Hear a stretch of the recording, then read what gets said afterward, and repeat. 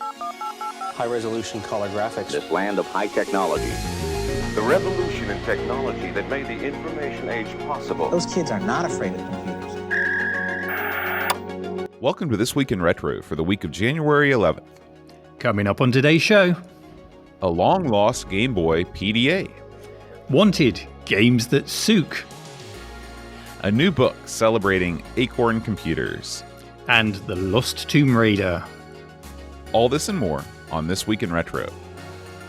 Up-to-date news. For out-of-date tech.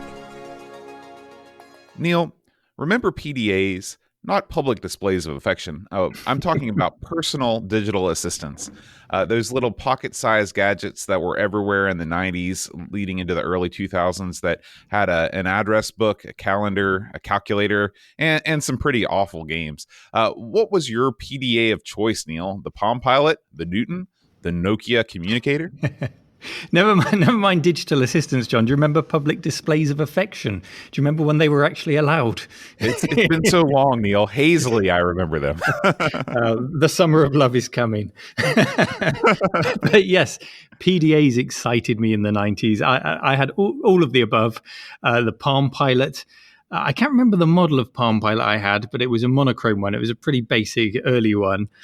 And it did what it did incredibly well. I really loved, in particular, the graffiti input method. Have you ever tried this? I have. Yeah, it was a really innovative system to recognize handwriting. It wasn't quite the same as writing letters on the screen, but it was close enough that you could learn it pretty quickly. That's right. Yeah. So I had my little leatherette case that the Palm Pilot was in. And as you opened it out, on one side, you had a diagram of all the different graffiti letters to remind you. But before long, you actually got that ingrained in your head and you could write pretty quickly with the graffiti input method. So I really enjoyed that. I had a friend who had a Apple Newton. I didn't get to use that much, but it was interesting to see. And I do believe there was an Amstrad device that just beat the Newton to the market by a matter of weeks, because that's often heralded as one of the first. And then later I had the fabled Nokia Communicator when I was a young IT support technician. It was a huge thing by today's standards. If you've never seen this before, it's a mobile phone that opened up like a clamshell to turn into what looked like a tiny laptop with a keyboard on it. And of course, when I had that thing, I took every opportunity to take it out in cafes, in airports, flash it about. In my mind, everyone was looking at me and thinking, hey, look at that guy with the Nokia Communicator. He's going places. He's winning at life. Of course, nobody cared whatsoever. But so I really did enjoy PDAs. How about you? Were you rocking a PDA in your belt holster, John? I got into the PDA game fairly late, I think. I bought my first one probably in 2001 or 2002. I was in a fraternity in college, and I remember sitting in a meeting one evening, and everybody was taking notes on Palm Pilots, which tells you what kind of fraternity I was in. This was not Animal House, Neil. I'd never seen anything like them before. My dad, growing up, he had an Atari Portfolio, which was like an early pocket-sized computer, but I never really messed with it because it didn't seem like it could play games. The Palm Pilots seemed like the future. There were little electronic displays that could be used for all kinds of things. I went out and I got a Palm Pilot 1000, and by this point it was ancient. I'm sure I got it for incredibly cheap, probably on eBay, but I used it for years and years, pretty much until I got an iPhone. In fact, I remember reading books on that tiny, tiny low-res screen. I read the entirety of Pride and Prejudice on it, Neil. Can you believe it? Wow. Yeah. But this was not the first time that I'd seen a PDA before. Way back in May of 1992, reading through the latest issue of Nintendo Power, I saw a product I desperately wanted, but I never saw in stores. It was this thing called the Nintendo Workboy.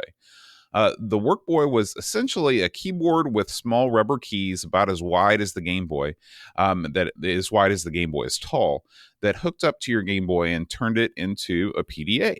It came with a little kickstand that propped your Game Boy up, and that it transformed the form factor into like from a handheld gaming device into something that kind of resembled a laptop. I've got to be honest with you, Neil. I've always wondered what became of the Workboy. That 2-page spread in Nintendo Power has stuck with me for almost 20 years, though apart from that, I've never seen or heard anything about the device. The Workboy never was released. It never saw the light of day because at the time that it was about to be released, the price for the Game Boy was slashed. And so the Workboy was going to end up selling for more than the Game Boy itself. And of course, that's the kiss of death for any accessory. They wanted to sell it for $90 and the Game Boy was selling for $90 in 1992. So it just didn't make sense. And so the Workboy just sort of faded away into history until now, Neil. It turns out that there were at least 2 Workboys manufactured. One of these is presumed to be deep in the vaults of Nintendo HQ, and the other was in possession of Fabtech. Fabtech was the manufacturer of the Workboy. So video game historian Liam Robertson of the Did You Know Gaming channel on YouTube managed to get in contact with Frank Balluz, I think that's how you say his last name, the founder of Fabtech, and Frank graciously sent his prototype to Liam to see if he could get it working. After connecting the Workboy to a Game Boy, he fired it up, nothing happened. It needs a cartridge to work, and they didn't have the cartridge. And so all hope was lost until he remembered something that happened last July. Last July, you may remember, Neil, there was a huge info dump / leak from Nintendo. This was known as the Giga Leak. This is where source code from a ton of different systems and games and prototypes all managed to find its way onto the internet. And part of that leak was the ROM for the Workboy cartridge. So Liam burned the ROM onto the blank cartridge and boom, there you have it, a working Workboy. Now, Neil, did you have a chance to check this thing out? What do you think of the Workboy? Would it have enticed you as a youth as it did me? Well, first of all, it's such a great story. So well done to the hackers and to Liam and to everyone involved in making this happen. It's great. I did take a look at it on your recommendation, and the device, it looks as you'd expect, really. You get a menu when you turn it on with options such as your calculator, your phone book. Of course, there's no way in hell that you're going to make phone calls with it. We're way before those times. Currency converter, and my favorite, a desk clock. And then you've got this tiny keyboard that sits in front of the Game Boy. It's not really a productivity tool, which is what PDAs tried to evolve into when things like Microsoft Word were ported to them. But it is a PDA in its purest form. So it keeps your diary for you. It alerts you to appointments. It all seems very basic now, and you would struggle to find a mobile phone that doesn't include such functionality as standard. But it was new, and it would have been very novel in 1992. And I would have enjoyed this. I think when you come on to the practicalities, the Game Boy is a chunky unit compared to the slim Palm Pilot. So it would be pretty obvious if you had this thing in your jacket pocket in a meeting, in a business meeting. But, you know, I could play some games on the bus coming into work. I could then use this Workboy as a PDA in a dock. It probably wouldn't even need a dock because the Game Boy can stand up due to its own chunkiness in its own right. Mm-hmm. You could just stand that up on your desk. That would be fun. And even in the modern day, I'd love to just have it as a desk clock. I love the look of the analog clock on the Game Boy screen on one of the screenshots I've seen. I'd love that. So, yes, well done to Liam for uncovering it and putting together the pieces of the puzzle. And I'm very glad that this one's been preserved, John. Yeah, me too. If you have any interest in this, I highly recommend you check out Liam's video on the Did You Know Gaming YouTube channel. He talks about, the story of the Workboy's demise. He takes you through each of the applications. Like you said, there's the straightforward stuff, the address book, the calculator, but there are some surprises. The Workboy keyboard unit actually has a temperature sensor in it, so it can take the ambient temperature wherever you are, useful. And Neil, you can sort of use this thing to make phone calls. Check this out. So you can use the address book to dial numbers by holding the Game Boy speaker up to the phone receiver so the phone can listen to the dial tones, blue box style. Now, I don't even yes.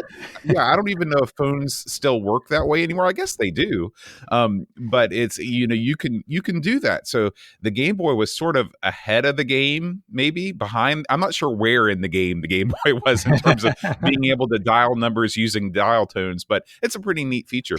Yeah, and I love the idea of the temperature sensor. To think that a Game Boy might be expanded out as a workman's tool that you might sort of take different measurements and things on, because it really is a pretty rugged thing. Yeah. It's also worth noting that Fabtech planned a successor to the Workboy with the Game Boy Advance, but they ran into the same thing. The high costs of manufacturing the keyboard and all the associated electronics, combined with the fact that handhelds are always getting cheaper and cheaper and cheaper. So by the time that you get a wide enough user base to introduce sort of an esoteric accessory like the Workboy, the price of the handheld is going to be lower than the accessory itself. So unfortunately, it was also never released, but who knows? Maybe third time's the charm, and we'll eventually get a Workboy Switch Edition. Neil, I can tell by your expression you're quivering in anticipation. Oh, I'm quivering, John. It was all the way back in 1987 that Sensible Software released Shoot 'em Up Construction Kit, or SEUCK as the kids call it. To some, it was a fun distraction, a chance to pretend you were a godlike game developer without the hard work of learning the assembly language skills needed to create a smooth-running arcade shoot 'em up on a home micro of the time.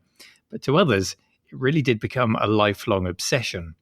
First, to push the kit to its limits, and then to hack the software itself and push it beyond what John Hare and the team at Sensible Software ever imagined would be possible with it. Catering to the obsessed grew competitions, pitting SEUCK game creators against each other. And now, open for entries, it's the latest in a long line of prestigious competitions. It's the new Dimension C64 Competition. SEUCK, of course, was released on many platforms, but this competition is aimed at the original Commodore 64 version. So if you feel like flexing your game creation skills, if you're feeling a bit creative, this is the place to go, and you can win the grand prize, which is a full set of enhancements for your game, including a digital tape master. And get this, they'll do a loading picture of your game by a current, they haven't said who, but they just say a current C64 graphic artist, which is it's kind of cool to get a loading screen and to get all those loose ends tied together to make it really feel like a finished product. So you can head over to the New Dimension website using the link in the show notes to find out more. But John, last week I mentioned how much I loved the gold VHS tape that was included with my copy of 3D Construction Kit. That was another game creation tool that I loved. How about you? Let's talk game creation tools. Have you ever tried your hand at any construction kits, John? Oh, yeah. Some early purchases for the Atari computer I grew up with, and some of the few legitimately purchased pieces of software that I had, were construction kit type programs by Electronic Arts. This was during the time when EA games came in those glorious LP-like sleeves. You could pull a 45 out of one of them. I had Pinball Construction Set, which Steve Wozniak called the greatest program ever written for an 8-bit machine. Pretty high praise from Woz. And I also had Music Construction Set, which I admit I hardly ever used because at the time, I was just a kid and I couldn't read music. The interface was a little beyond me, though looking back at it now, it was clearly a precursor to Finale, which is a music notation program I use all the time at work. So it's neat to see how that sort of evolved into a program that I use now in my work. Yeah. Well, Pinball Construction Set, that's a great choice. That was written by a chap called Bill Budge, who Richard Garriott holds up as one of, if not the greatest Apple II coder of all time. Even to this day, he says that. So imagine getting the seal of approval from Wozniak and Garriott. Wow. The guy's certainly doing something right. But I enjoyed SEUCK. I enjoyed 3D Construction Kit. These were things that served only really to create a desire to understand and to have more control over the games I was creating, because you always tended to hit a wall with these things. 3D Construction Kit actually was a very, very deep package with its own built-in programming language. SEUCK, you did hit the wall quite quickly as to what was possible in your imagination, compared to what you could actually put on the screen. still a wonderful product. So these things served as a way of, I guess, fueling my desire to control things more. And that then fed into programming languages like Amos or Blitz, the programming languages aimed at games creation, and then beyond that. So it really did spark something in me, these construction kits. And the lines often blur in them. You know, I've mentioned the 3D Construction Kit has its own programming language within it to trigger events, which wasn't unusual in these kits. Another one I think I enjoyed was called the Quill. This was a text adventure creator. And I think most of us have had a go at creating text adventures. They feel like gaming in their purest form, and often the go-to thing that we attempt when we first try programming is to create a text adventure. A lot harder than you'd think, creating a text adventure parser. So the Quill really helped to circumvent that and just let you concentrate on your creative writing. And recently I did buy one that I've not yet tried and I've always been interested in. It's by Domark, and it's called the Flight Sim Toolkit, which is a part game creation tool, part sandbox in which you sculpt your perfect flight simulator. So I'm looking forward to trying that one out. That one I've got for the Amiga. So it is fun to tinker with these things, John. But there's a huge gulf between tinkering and creating something really substantial, something that looks like a complete game with these construction kits. Have you ever achieved that greatness with them? I think my most enduring legacy to humanity is probably the rad pinball tables I made in Pinball Construction Set. Okay, that's a lie. They were all garbage, Neil. They were all garbage. But, I just remembered I had another EA program called Movie Maker, which purported to give users the ability to animate characters on screen. I never got far with that either, but I reveled in the sample animations disc it came with, much like you and your gold VHS tape. I think part of the fun with any artistic productivity app back in the day, you might not be able to do anything with it, but it always came with samples that you could either watch or you can mildly alter them. You could change a couple colors here or whatever, giving you the feeling that you were doing something, kind of like changing the text on a crack screen to say your name instead of the original hackers. Yeah. A bit like Deluxe Paint 3. Do you remember it came with like the photo identity kit pictures? So you could choose the head and the eyes and the ears. And, you felt like you were creating something despite having absolutely no artistic skill, in my case anyway. Another one I've just remembered is the Red Sector Demo Maker for the Amiga. I don't know if you ever tried that. That allowed you to create your own demos, quite simple demos with spinning shapes and scrolling text, and you could type out all of your greets to your crew. Oh, you got to have the greets. Yeah, you got to have the greets. You got to diss the other crews. So many good memories. But anyway, we'd love to hear your stories of your creations with SEUCK or any other game creation tool. So do drop into our subreddit to share your tales. The link, of course, is in the show notes. Neil, as an American fan of British microcomputers, it seems that there is always more to discover. There had to have been something in the water in England during the early 80s that caused an unprecedented leap in technical innovation and a stunning variety of competing platforms to explode out of universities and research laboratories all over the country.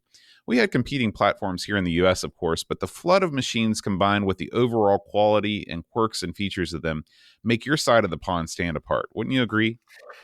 Well, yes. Once Clive Sinclair showed how cheaply a computer could be manufactured for with his ZX80, 81 and the Spectrum machines, and the popularity of them was evident, a flood of other manufacturers tried to follow suit. And it did result in a lot of micro corpses on the roadside along the way, because, of course, it just wasn't sustainable to have all of these competing systems that were in no way compatible with one another. But it did make for a very exciting time in the history of home computing, for sure.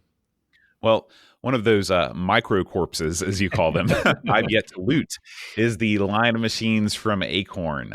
This, of course, is familiar to you and a host of British school children of a certain age as the makers of the BBC Micro. But, of course, Acorn released other computers, including my personal holy grail of computing, the Acorn Archimedes. And of course, there was the whole ARM processor thing, but nothing really came about that. So, Neil, I know growing up you were an Amstrad lad, but surely you have some memories of the Acorn machines. Tell me, were you ever fortunate enough to get your hands on an Archimedes? Oh, yes. And it's a bit unfair to describe the BBC Micro as a micro corpse, because that did well, but Acorn certainly did have them. The Archimedes struggled. The Electron really struggled. But they had their fair share of them. But back in the day, the Archimedes, it was respected. But because of Acorn's association with schools at this time, it was kind of nerdy. It was the machine that the school teacher's kid on the street had. It just wasn't cool. And that's such a shame, because it's a phenomenally good machine from the offset, with some great programming tools. It had a wonderful version of BASIC, which allowed you to just write your program in BASIC and then optimize certain parts of it in assembly language there and then. The thing is, on top of it being kind of nerdy, its image was really hammered by the marketing of Intel, who wanted to crush this new ARM processor with its reduced instruction set and its lower power consumption. Who would want anything like that, right? And Intel did everything they could to convince people that their CISC CPUs were the future. And for a couple of decades, it worked. Intel, well, we know how history panned out with their 486 CPUs and beyond.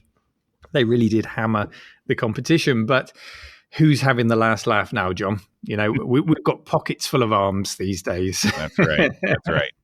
But a personal memory of mine actually related to the Archimedes ties in nicely with emulation. It was on an Archimedes that I first knowingly saw an example of emulation. This must have been around about 1988.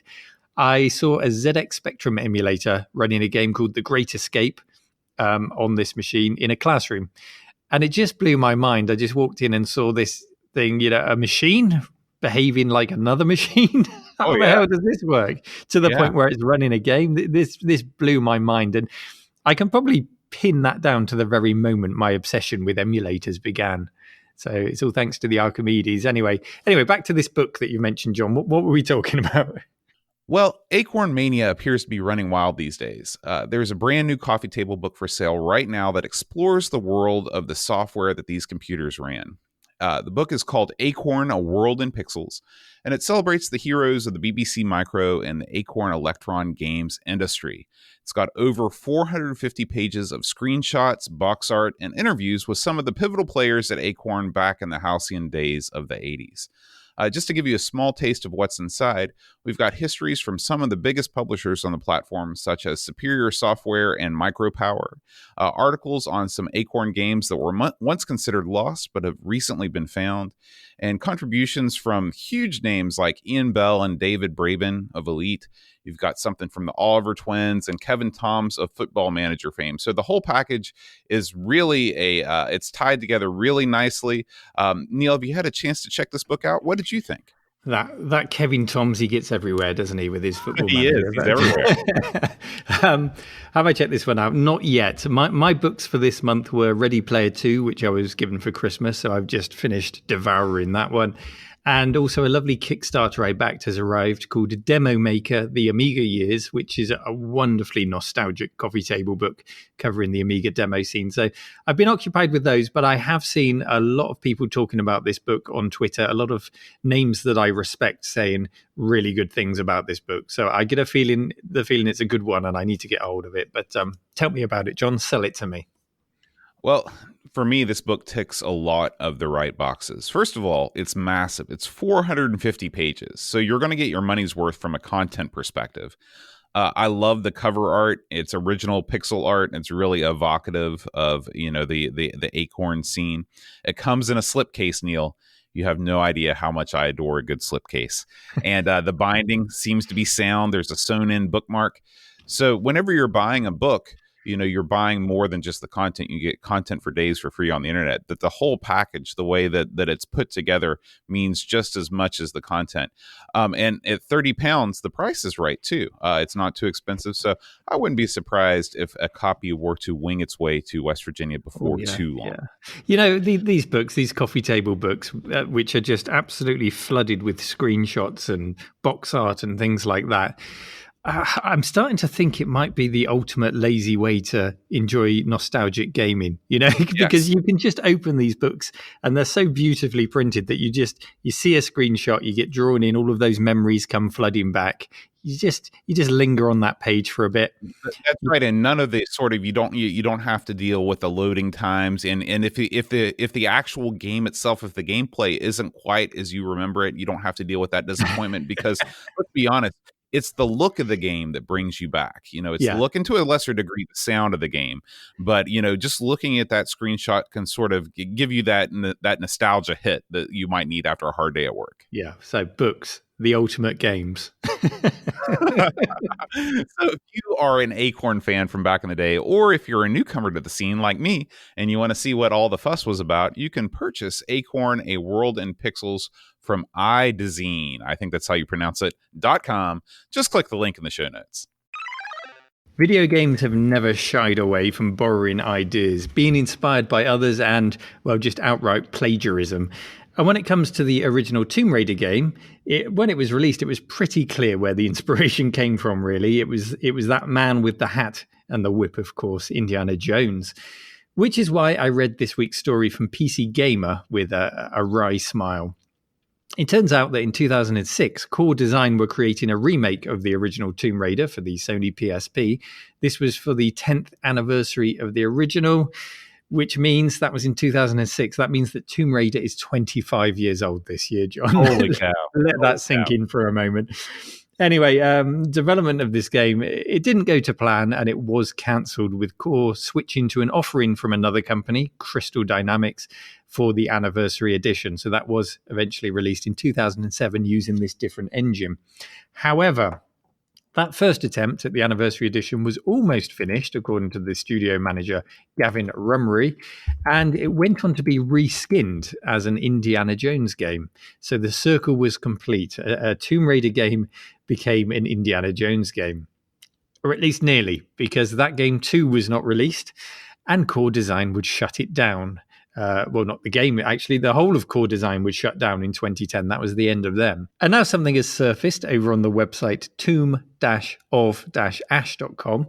Over there, they've uploaded the game, which they've rediscovered, to archive.org. And then on their website, they've got all of the instructions that you need to get it up and running. Not only that, they've started issuing patches to fix crashes and to continue the development of the game, which I think is really cool. I mean, the instructions are very clear. It's not the easiest thing. You need Visual Studio installed and you need to jump through a few hoops to get it compiled. But most of us should be able to follow that and get it up and running. This was all done without the express permission of Core Design, unsurprisingly. The website author tried to reach out to them but got no response. So they went ahead and put it on archive.org anyway. I guess that covers their backsides if it's not on their own website. So everything you need if you want to try it out is right there on the website. But let's just go back to Tomb Raider, John. Were you a fan back in the day? No, not at all. Tomb Raider came out during a time when I had nothing to do with the PlayStation at all. In 1996, I was firmly in the grasp of Nintendo and the N64, and I can't say that I've ever gone back to it either. Third-person puzzle platformer has never been a genre I've enjoyed. I don't really like the 3D Zelda games either. It's just seems like adding the third dimension in a somewhat clumsy way makes solving puzzles and shooting at stuff needlessly frustrating. I do think that the evolution of Lara Croft over the years has been interesting. It's kind of a reflection on how game developers view women in games in general. In the first couple titles, Laura's somewhat unrealistic proportions are the star of the show, while she becomes a much more nuanced and less overtly sexy lead in the later editions of the franchise. Yeah, certainly the most recent release is much grittier. And I actually enjoyed the latest Tomb Raider game. I did play through that. I didn't complete it, but I played it through quite a lot. But it's funny that your first instinct here, when I say Tomb Raider, is the PlayStation. And I imagine that will be the instinct of a lot of people, because it's a game that came out just at that moment in the early days of the system, showed off what it could do. It was on the Sega Saturn as well, where it showed off what that could do. But for me, if you say Tomb Raider, my reaction is the 3DFX, because it's one of the very first games I played that I could apply a 3DFX patch to on my PC and see not just a small improvement, but an absolutely mind-blowing improvement to a game. The image quality, the frame rate, everything was pulled up thanks to this new world of hardware 3D acceleration. So that's what I think of when I think about Tomb Raider. But what about this eventually being reskinned as an unreleased Indiana Jones game? Does that version, would that entice you more if it was an indie game? I like the Indiana Jones franchise, the movie franchise. I even like Crystal Skull. I didn't think it was quite the train wreck that everybody seemed to think. But the indie video game franchise has a more spotty track record, I'd say. I think most people would agree with that. For all of the gold titles, like all of the point-and-click games from Lucasfilm, there's tons and tons of half-hearted, or let's be honest, no-hearted side-scrollers. And the fact that the programmers of this game just reskinned some assets and popped indie in there doesn't exactly fill me with confidence or set my world on fire. Yeah, and that's no new thing. Going back to the original point-and-click indie game, you had the action game and you had the point-and-click adventure game that came out side by side. And you just avoided that action game, didn't you? That was like the play. Point and click where it's at. And for me, it was Indiana Jones and the Fate of Atlantis. That is peak indie for me. Although I do get quite nostalgic when I play that Atari arcade cabinet version of Indiana Jones and the Temple of Doom with those digitized voices and the minecart level. That's a machine that I'd love to have someday. But I do think that with indie's track record in general, that a slower paced game suits the indie franchise better than an all-out action game. And I do hope the right balance is found again someday for a killer indie. And certainly with talk of Harrison Ford coming back for another indie, as old as he is, he must be close to 80 now, certainly in his 70s. I don't think a fast-paced game is going to suit him. But I do hope we see another killer indie game at some point. Well, I tell you, Neil, this is breaking news, not retro news, but just 1 day ago at CES, Bethesda has announced they are making a new Indiana Jones game. So you never know, your dreams may be realized. Oh, okay. Yeah, I haven't caught that news yet, so I'll watch that one closely and see if it's something special or if it's just another reskin Tomb Raider. We'll see. But in the meantime, if you want to see what this new discovery is all about, and if the digital archaeologist in you wants to find out more and see if they patch it to completion, it would certainly be interesting to see how long their interest stays with this project and what they do with it. Check out the links. I think this is becoming a catchphrase now, John. Check out the link in the show notes. Thanks for listening to This Week in Retro. Join our show subreddit to contribute your favourite news stories. And if you really enjoy our show, then visit ko-fi.com/This Week in Retro. That's ko-fi.com/This Week in Retro to put a tip in the jar. Help us spread the word about the show by telling a friend, leaving us a review on your podcatcher of choice, and subscribing to the This Week in Retro YouTube channel. We'll see you next week for more up-to-date news for out-of-date tech.